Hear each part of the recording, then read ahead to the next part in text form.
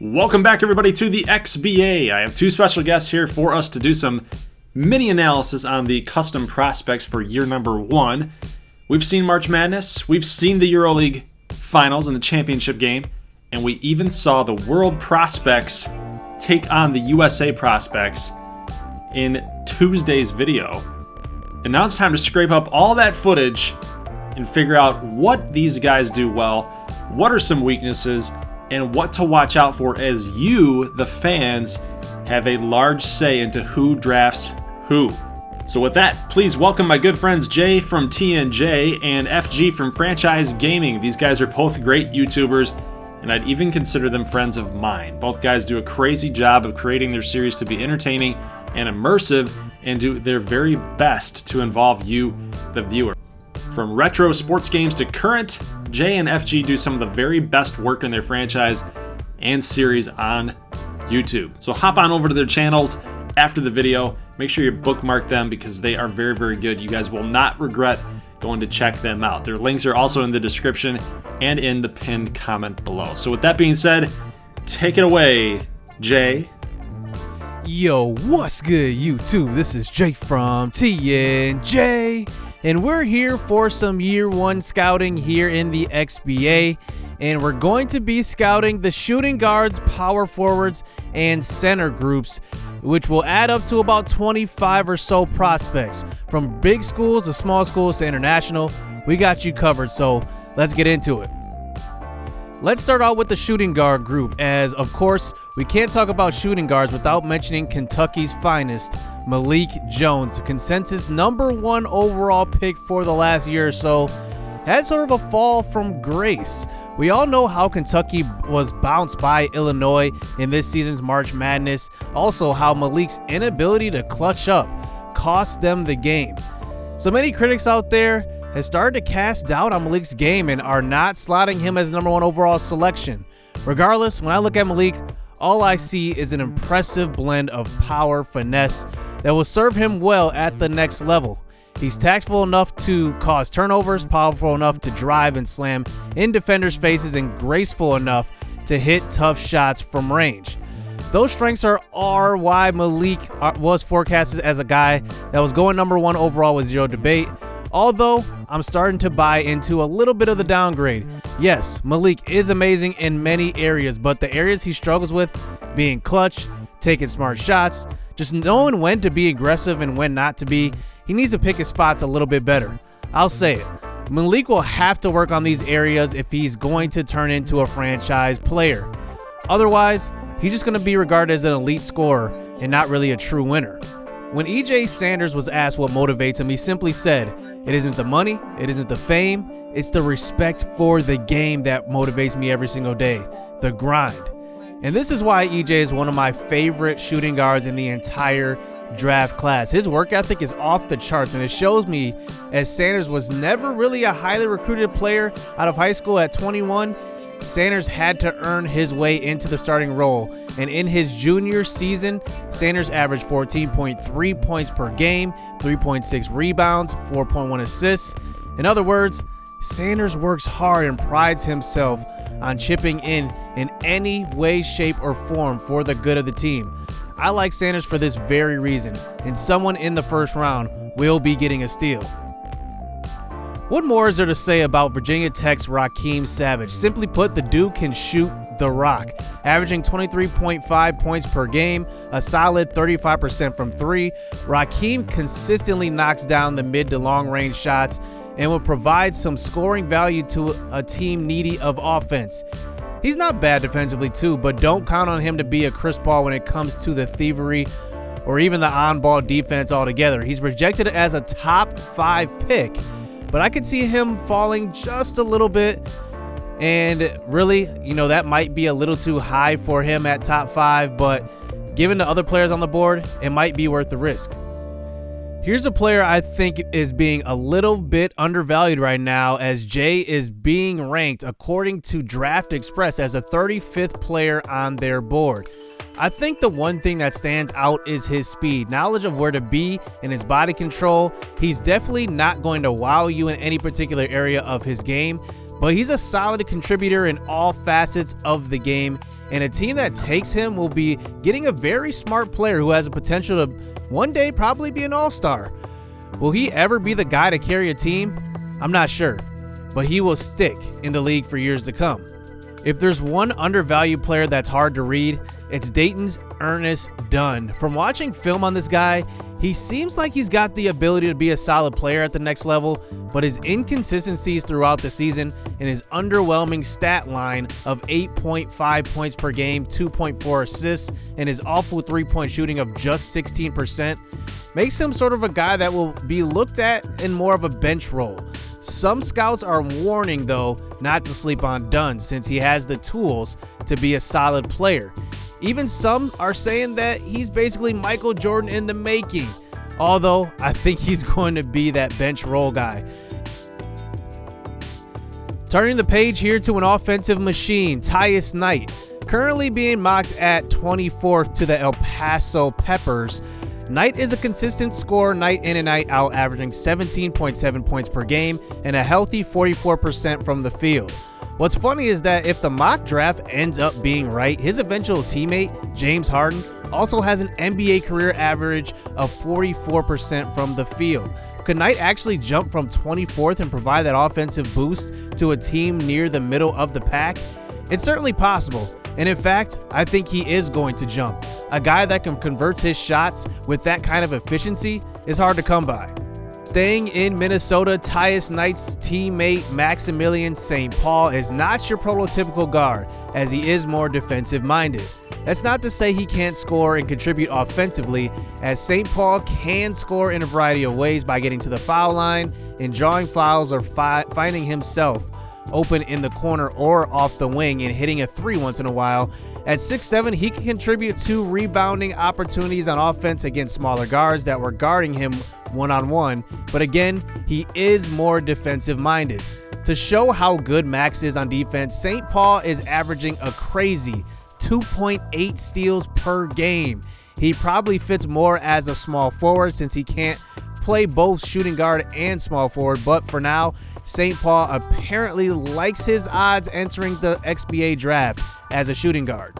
Malachi had debated on whether or not to stay for his second season averaging a tech, as his fellow teammate Marcus Anthony elected to forego the XBA Draft and stay averaging a tech one more season in hopes to work on his game and bring the Hokies a national championship. In the national championship game against Apollo St. Patrick's Syracuse Orange, Malachi put the team on his back as both Savage and Anthony posted season-low averages in the game of their lives, posting 22 points in the national championship game and not getting a whole lot of exposure throughout Virginia Tech's season. Hendricks has now slowly started to creep up on XBA draft boards.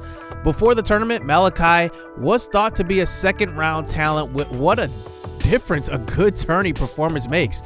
With that being said, Hendricks does come with some risks, as the type of production wasn't really seen during the season. Some may say he came on late, some may say it was all scheme and play calling, and others actually buy into the rise. I mentioned how much I like EJ Sanders, but I love some Damian Dillard. I mean, look at that beard. He's obviously going for that James Harden look. Dillard is a pure shooter, and we all know how Yale likes to shoot the three ball. Dillard averages a great 42% from three, but also can score in a variety of ways. He's currently being mocked in the second round, and I think that a lot of that has to do with being perceived as a one-dimensional player. But we can see from this game against the eventual NCAA champion Syracuse, Damian can do a little bit of everything. He may end up being just a bench guy that can hit some threes in a limited playing time at first, but the XBA should be on notice. If Dillard can work on other parts of his game while staying consistent with that three ball, he's going to be special. The word that comes to mind when talking about Van Casey is steady. The one-and-done freshman for Duke averaged 16.3 points per game, 5.3 rebounds, and also chipping in 2.6 steals per game in 36 regular season contests. Talk about well-rounded. Considering his field goal percentage of 41, three-point percentage at a modest 33%, and free throw percentage at 82%, Casey is as steady and reliable as they come. He may just be the safest pick in the entire XBA draft. What you see is what you get from Maddox Denham, a high-volume shooter that converts at a high percentage on his shots. In fact, Denham is highly considered the best pure shooter in the XBA draft. His three-point percentage hovers around 40%, field goal percentage at 41. Some may argue that Damian Dillard has a better shot, but given Maddox's 20.7 points per game, scouts in Maddox's corner think that he's more pro-ready than Dillard, who is being seen as only just one-dimensional at the moment. Did you know this guy is actually Russian? Born of American parents, Marcus lost them both in a tragic accident in St. Petersburg, Russia at the age of 8. His parents were American military who were stationed in Russia where Marcus was born. His citizenship was changed to Russian due to living there a majority of his life. After being adopted to a Russian family, Marcus would use the loss of his parents to motivate him to never, as he put it, take a second for granted. Like Van Casey, Marcus is the model of consistency. Although not much in the passing department, Smith can knock down a three ball, averaging 39% from three. He can score in other ways every now and then, but mostly relies on the three ball as his primary source of production. The last shooting guard I have on my list is Villanova's Will Walsh. This guy seems like a superstar in the making. Standing at 6'7", I mean, that is amazing size for a shooting guard. It serves him well because he can score. I mean, score a lot. With 41% of his shots falling from the field and 40% from three, Walsh is a solid yet sneaky shooting guard to consider in this year's draft, as being mocked as low as 28th in the first round. Now let's talk some power forwards. If you haven't seen this dude hoop, you don't know what you're missing out on. This kid is something special. Jedrzej Sobchak stands at a beastly 6'10" and packs a punch at 239 pounds. The beauty of Sobchak's game comes from the blend of power and the touch he possesses. He can back you down and score on a fadeaway, post up, and in one quick move somehow can get an open look to the basket, even consistently landing three-pointers at a clip of 41% in the EuroLeague. The EuroLeague champion and World vs. USA MVP should undoubtedly go #1 overall given his physical and mental attributes. The best custom prospect name of the class goes to Perry Puff Jackson. I love this guy for his name. I mean, his game needs a little work, but this dude is 295 pounds and still has enough athleticism to keep up with the pace of the offense, and that's a testament to how well this big man moves. I can't rip him too much, as Puff did average 16 points per game, which led to double-doubles on a nightly basis, but as a big man only hitting 32% of his attempts from the field, Puff will need to work on his offensive game in order to stay relevant and not just be labeled as just a rebounds-only guy. Let's go back to Europe and take a look at Germany's Anton Seeger. Producing the same amount of points and rebounds per game as Puff, Seeger is somehow finding himself in the middle of the first round. Perhaps a little U.S. soil bias? Seeger possesses an almost literal post-only style of play. He moves well with the ball in his hands and can also be seen taking the ball up the court a little bit, but don't count on him to be Alejandro Zagorac in doing so. I see Seeger as a grinded style of player that could crack a starting five someday, but it won't be day one. One of, if not the most raw talent in the draft, Hassan Saka from Kenya finds himself in many mock drafts as a late first round pick.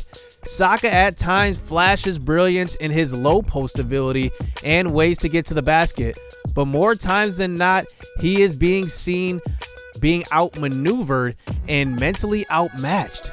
At 20 years old, there's a ton of room for improvement, and his physical traits are all there.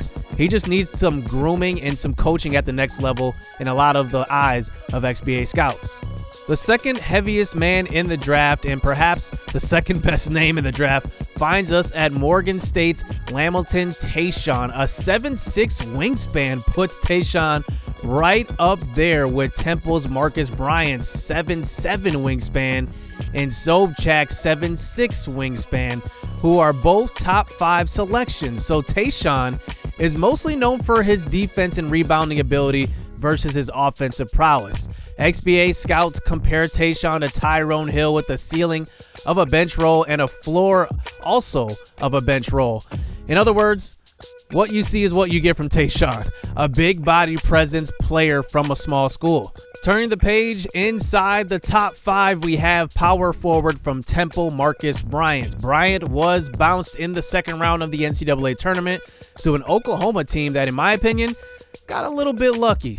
If Bryant and the Owls could have survived, they would have been one of the favorites when filling out any NCAA bracket, as Bryant was just that dominant during the NCAA regular season. Let's put it this way. When a player averages more rebounds than points per game, you immediately think he's just another prototypical big man, right? Bryant averaged 15.7 rebounds per game. Want to guess how many points per game? 14.9. Bryant will be in a major discussion for at least being in the top 3 right behind Sobchak and Jones. If he somehow falls, someone's going to be really happy.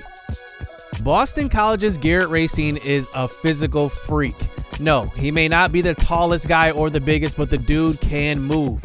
In the XBA Combine, Racine came in as the fastest power forward with a 3.09 sprint time and second overall amongst Combine participants, with only Gonzaga's point guard Matthew Jennings coming in first with a 3.08. To get a better idea, Jamal Nkolo from Kansas State is often thought of as the freak of the draft, and Racine tied him. Going forward, Racine even had more bench reps at 24, the most of all Combine participants. He may not have a great field goal percentage at 33%, but he's able to find ways to score thanks to his physical abilities. Racine might be one of those prospects that has it all cooking year 2 or year 3 of his career. Buy low on this guy. First thing I think of when I see Dye in action, he's got all the tools to make it in the league, but he's pretty fringy once drafted. Dye shows heart on the glass, and that is much respected about his game, but he needs to develop more offensively with post moves and possibly even jump shots to be an integral piece to a team. Right now, as Dye stands, he's a bench option to give rest to a starter and could even be used heavily against poor rebounding teams. He's more of a chess piece right now early in his career. Finishing off my group are the centers. This is one of Goldie's favorite players in the XBA draft, and I gotta say, I'm right there with him. This dude is a bad man on the glass. He really showed out in the tournament as he consistently took on double teams down low and out-rebounded them, even got off shots he had no business making. Whether it was a good stroke of luck, one thing is for certain. A guy that's 7'2", that can do the things he did, should be a crime. What's more of a crime is Burton is currently projected at 47th overall in the second round. His regular season was cut short due to injury and only averaged single-digit points per game and rebounds per game thanks to injury. But without much tape on Burton, scouts are wary of his tournament performance. I'm not, Goldie's not, and neither should you. Burton is a beast. With the same stature as Zach Burton, Jakande dominated high school basketball in Africa and even made the Nigerian national team. It's quite the accomplishment for the young man. His demeanoring presence down low was able to take advantage of smaller defenders and underdeveloped players. But, however awesome that is to see on YouTube, it doesn't last long when talking about the pro level. The one major problem for Jakande that I see is that he's slow, and I mean slow. The big man does not do well in transition and can be taken out of plays with regularity if teams choose to take advantage of his weakness on the floor. I get it. Big guys carry a lot of weight, but at the professional level, teams will identify every single weakness on the floor And at any given moment, and for Jaconde, who isn't the best offensively to be a blocker and a rebound machine, his ceiling might just be that. And I really would hate to count this guy out, but some major improvement will be needed with the right staff, with the right trainers, with the right coaching. That will be needed to maximize his potential. Stanislav Floka is one of those dudes you look at and say, how is he any good at this? But he just quickly reminds you after every shot, block, dribble, heads up play that he makes. Floka was no doubt the second best player in the EuroLeague Final Four, right behind Sobchak. There's no doubt why these two faced off against each other for the EuroLeague Championship, as the two matched shot after shot and drive after drive. Floka's game is well-rounded to the point of Zagorac's level of amazement. He can shoot the three and land greens consistently. He dribbles and handles extremely well for his size, and he can outmuscle defenders with ease when in the paint. I'm actually surprised he's going as late as he is, but maybe some added mock draft buzz will push this guy up the draft board. I think he deserves a little more respect than shown by Draft Express. I personally saved the best for last. Alejandro Zagorac, the center from Louisville. This dude is simply amazing. I still have no idea how he moves the way he does for his size. We've talked about the other 24 prospects and watched their gameplay, but I'm still in awe at what he can do compared to the field. Zagorac can hit fadeaways like nothing. He can rebound, miss shots he has no business getting to. He's able to move off corner screens and hit open threes, dribble like a guard, etc. You name it, Zag can do it all. His teammates call him the Cuban Missile for a reason. His threes are bombs, and being 7'2" at 252 pounds, you had better get out of the way when his 3.28 speed is coming down the paint. It's not often you see a guy like Zagorac, and after an amazing tournament run, he has jolted up the boards from the middle of the pack into the first round, then into the top 10. Now that's all I got from my end. I appreciate you guys hanging out with me. Now let's turn it over to Franchise Gaming, as he'll talk about the point guards and the small forwards.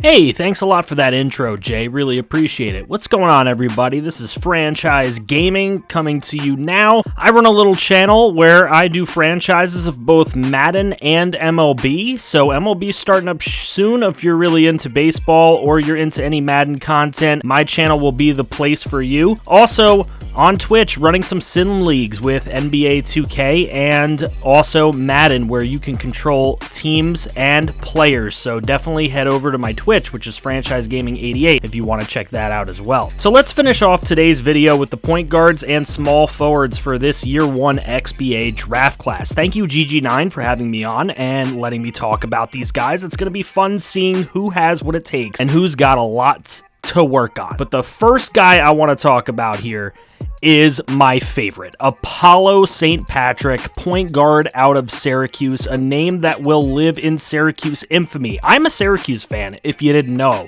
already. I love Syracuse ever since 2001. I've been a Syracuse fan. Carmelo Anthony was huge for keeping my fandom of the team, and now Apollo St. Patrick may have just passed him up in my heart. He stole the show and the hearts of basketball fans from around the world in this year's NCAA tournament. Apollo helped carry Syracuse to the school's second national championship as they took down the three-headed monster Virginia Tech, who was boasting 2 potential first-rounders in Raheem Savage and Malachi Hendricks. Apollo was a beast in the tournament, as we saw him consistently fly over defenders to the rim and making highlight reel dunks and backing down other lesser athletic guards. Throughout the season, Apollo averaged over 21 points a game and also hitting 45% from the field. Apollo is probably the most well-rounded point guard that is able to chip in a variety of ways, from rebounding, distributing, and creating turnovers, all that led the Orange to taking their 3 seed into a national championship victory. Jay mentioned Malik Jones' inability to clutch up and put a team on his back. Well, Apollo has shown he can do that and produce as well. I may be a Syracuse fan, but sometimes even favoritism bias can't sugarcoat an elite player when it sees one. Apollo should be taken in the top 5 of this year's XBA draft.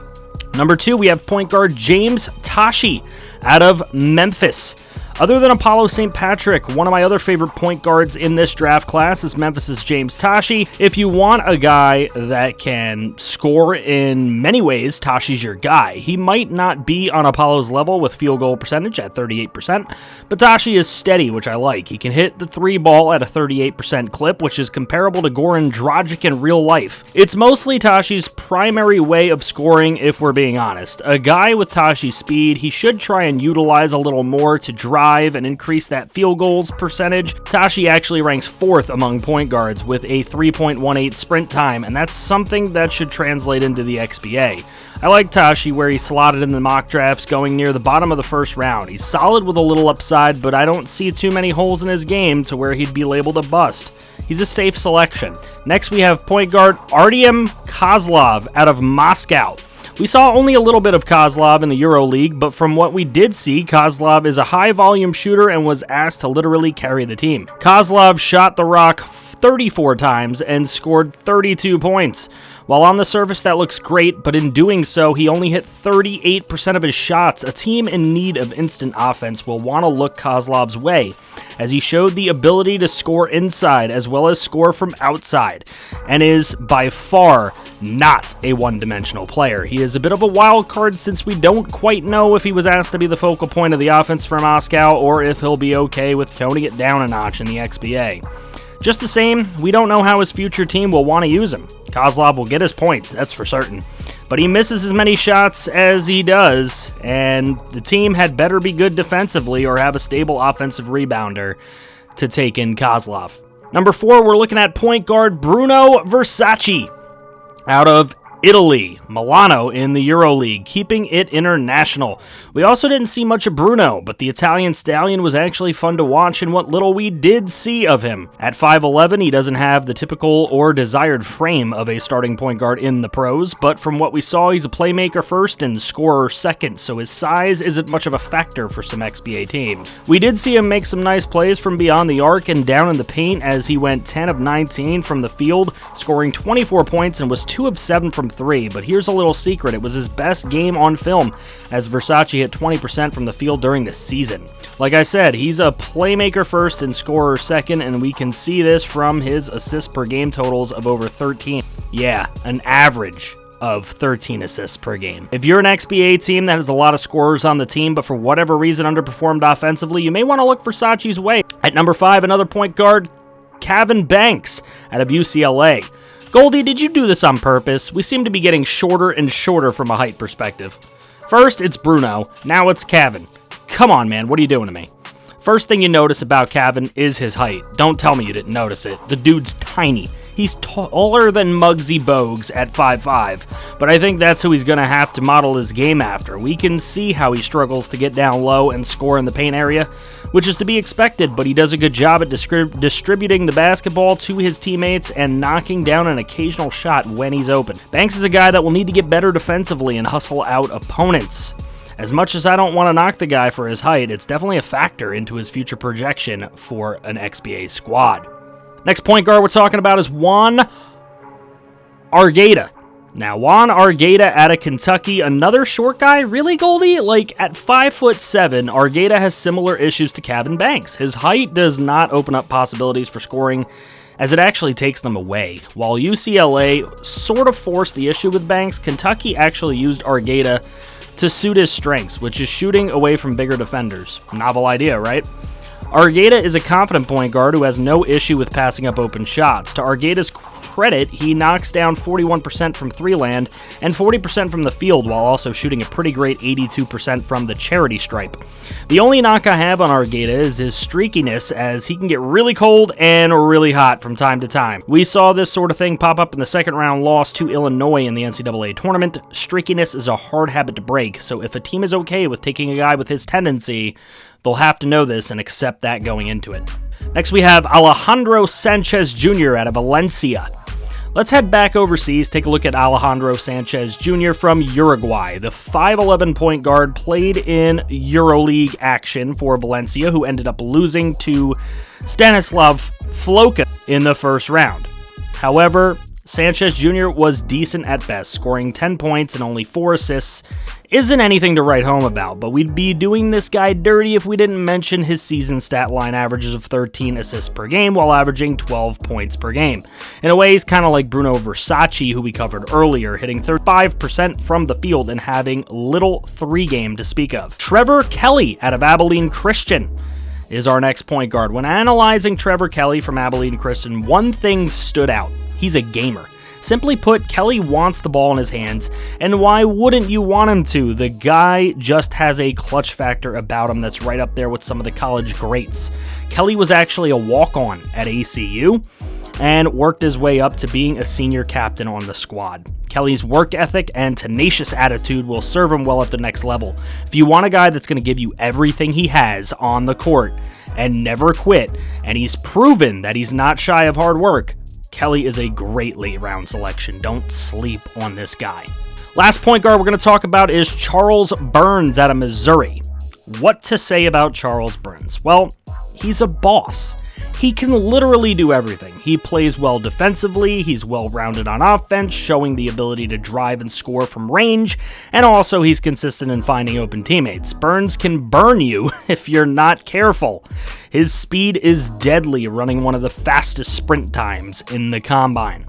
Now let's move to the small forward group, which is looking like a pretty stacked group of prospects. They are also physical freaks. As we take a look at our first one, Jamal Nicolo out of Kansas State. Now, Nicolo doesn't get a lot of love, and I think a lot of that comes from not seeing much of him in March Madness, but regardless, you can't deny Nicolo's production in the regular season by scoring 25 points a game for the Wildcats, like all the teams that unfortunately had to run into a hot Syracuse Orange team. Nicolo was shut down by the Orange's deadly defense, and he didn't get too much breathing room as he posted 16 points in the second round of the tournament, lower than his regular season average. In other words, the man did what he could, but just couldn't do enough, losing 60-62 in the final seconds of the game. However, the measure of a great player is not always tied to the production of the team around him. Nicolo is still an amazing player despite being bounced in the second round. In fact, he's one of the fastest and strongest players in the draft, and his physicality alone should be something that the XBA scouts drool over. Now we'll look at Wally Kane out of Kentucky. Wally Kane is also one of those guys that doesn't get a lot of love, being shadowed by Juan Argueta and Malik Jones. At 6'10" and a wingspan of 7'2", Kane is also one of those guys we mentioned being a physical freak. He possesses solid moves in the post, above average ball handling skills, and a knack for getting to the rim.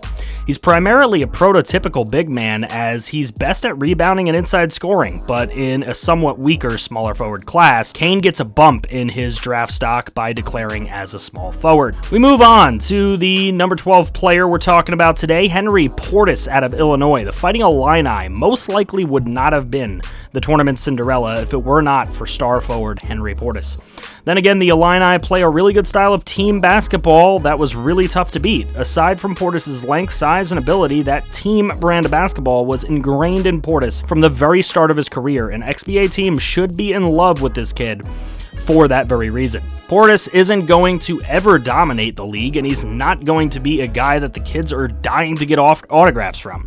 He's a solid and instinctive player whose tools will serve him well at the next level.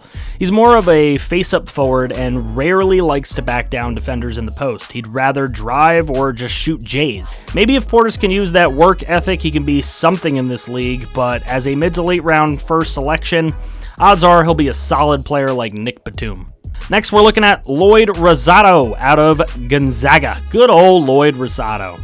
A man of many talents and skills with the ball in his hands, but rarely ever touched it in Gonzaga's offense.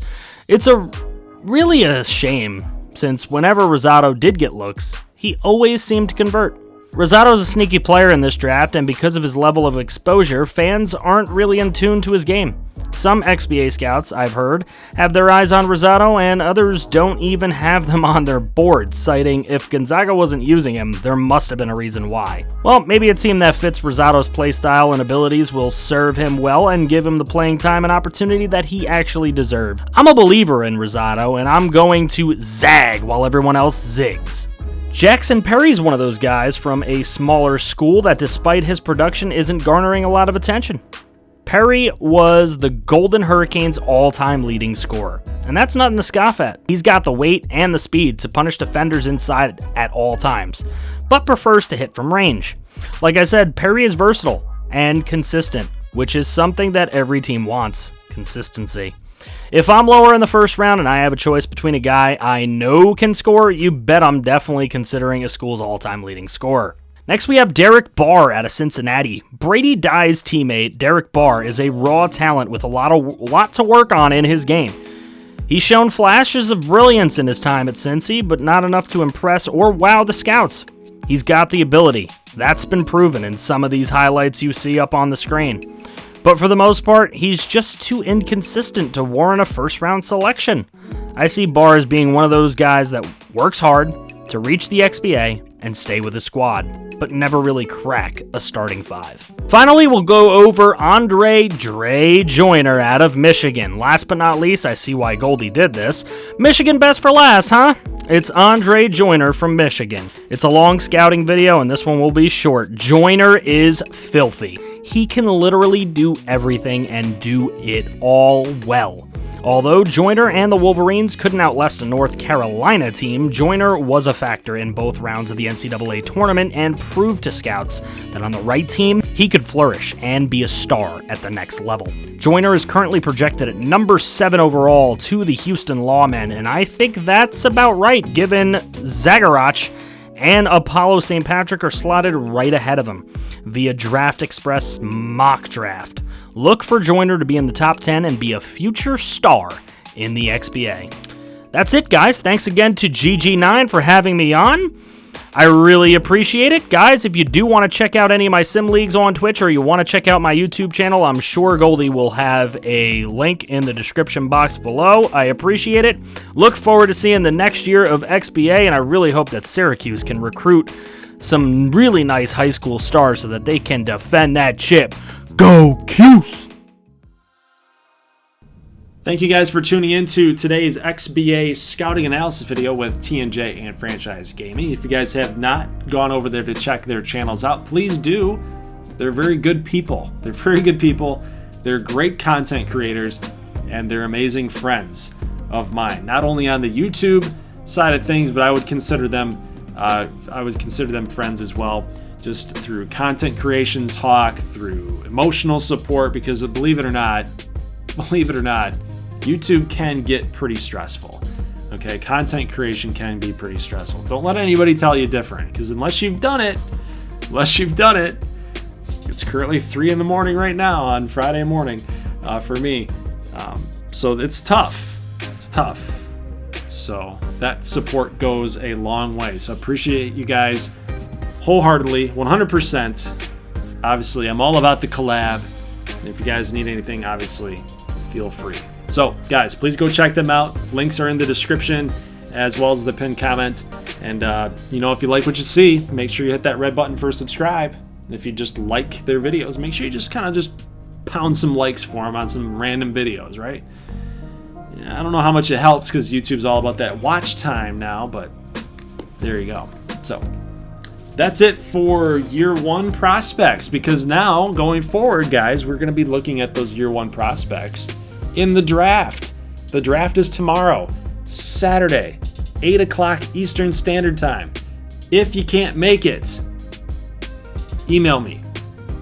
My email, you can contact me, goldglover009@gmail.com. I will send you the link for the number 1 pick for Atlanta. And from there, make your vote, make your selection. I want to get as many people involved for the number 1 pick as possible, because it really sets the whole entire draft up. It's the most important pick. It's how you set the tone of the draft. So for those of you guys that can't make it, please email me at goldglover009@gmail.com. So yes, I know I gave my email out to the masses, but there you have it. So go for it. Flood me. Just kidding. Don't flood me. Please, God, don't flood me. All right, so what else? Year 2 prospects. So this is done for year number 1. Year 2 prospects we are taking until Sunday. So please go to that Google link below. We currently have 1,000 submissions right here, right now. As of today's date, there are 1,000 submissions. So if you guys don't make it in, do not feel bad, because we're gonna go at a little bit quicker of a pace for year 2, and then we'll get done with year 2 faster than how we did with year 1. Year 3 will be here before you know it. Go ahead, submit another prospect or submit the same guy in a new form, and we'll start over. We'll try your luck again. It's basically like playing the lottery. Everybody's got an even shot. Pretty much everybody's got an even shot. So there's no, I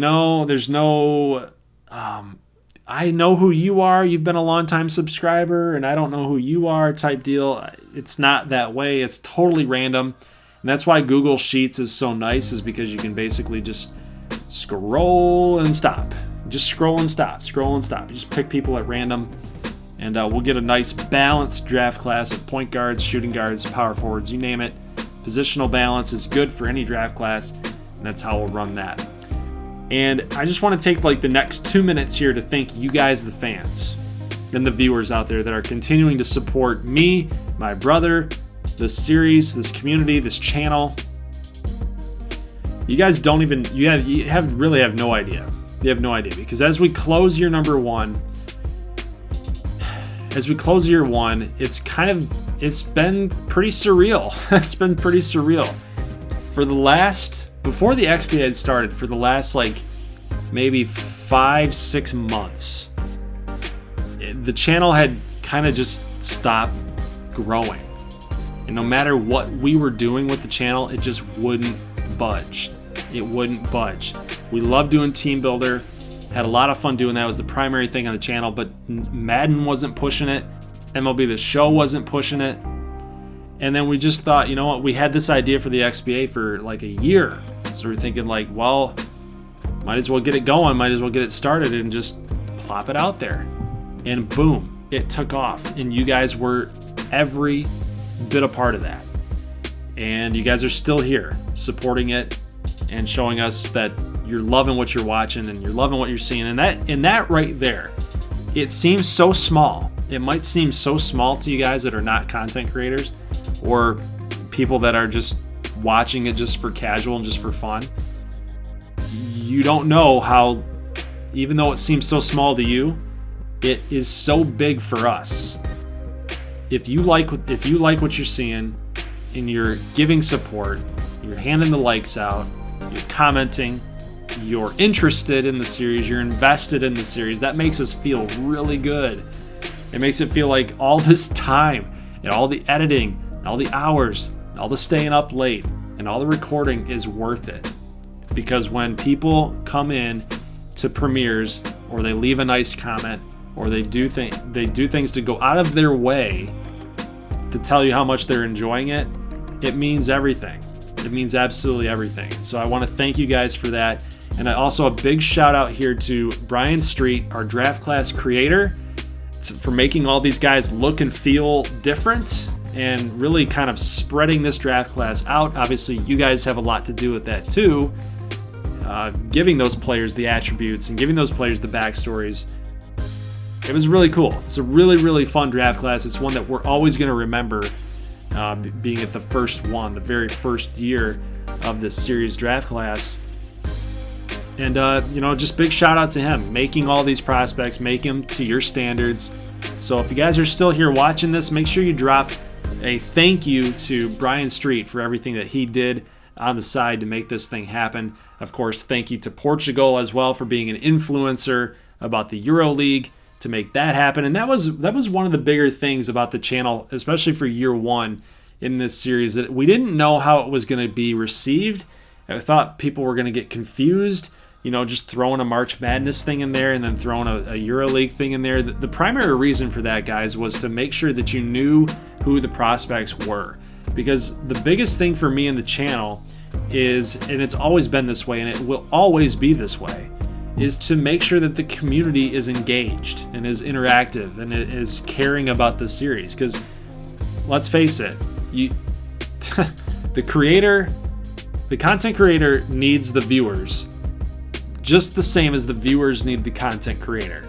It's not a 1v nothing. It's not a 1 versus 0 type deal. It's a 1-for-1 ratio. You can't have one without the other. If you don't have the viewers, obviously what you're doing is not enough, right? If you do have the viewers, obviously what you're doing is good enough and they like what you're doing, right? So when you guys show the support, it motivates us to do better. It motivates us to do more. It gives us the fire. It gives us that passion. And I think that's what Portugal, I think that's what Brian Street, I think that's what all of us here that are helping create this content are that we feel when we see that you guys are posting comments, that you guys are giving the support. And it's an awesome thing. It's an awesome thing. So I wanted to make sure that those guys are getting recognition too, because it's an important thing. Like they're not doing this like it's their job, like me, right? They're doing it because they care and they want to have fun with it. They want to have fun with it too. It's inspired them, and I really appreciate it. And I hope that you guys will leave them a thank you, because that was a lot of work. There's a lot of hard work. And again, we wanted to do March Madness and Euro because we wanted you guys to have a say on where these guys are going. All of that has led up to this point, is basically what I'm saying. All of that's led up to the draft. And now you guys can use what you've seen in March Madness and Euro League in order to make the right pick, to have more of a background knowledge on who these guys are versus just walking in blind. Most people, I think we kind of lost a few people. People were thinking like, dude, if you're posting March Madness, then why aren't you posting XBA? Like, come on, we got to get through the playoffs. Like, what are you doing, right? But March Madness, I think, really is going to help you guys out. Especially this scouting video is going to help you guys out and figure out who's who does what does my team need, who should I vote for, and it really gets you guys involved. It's something I feel like is really important. So that is it. 10-minute spiel.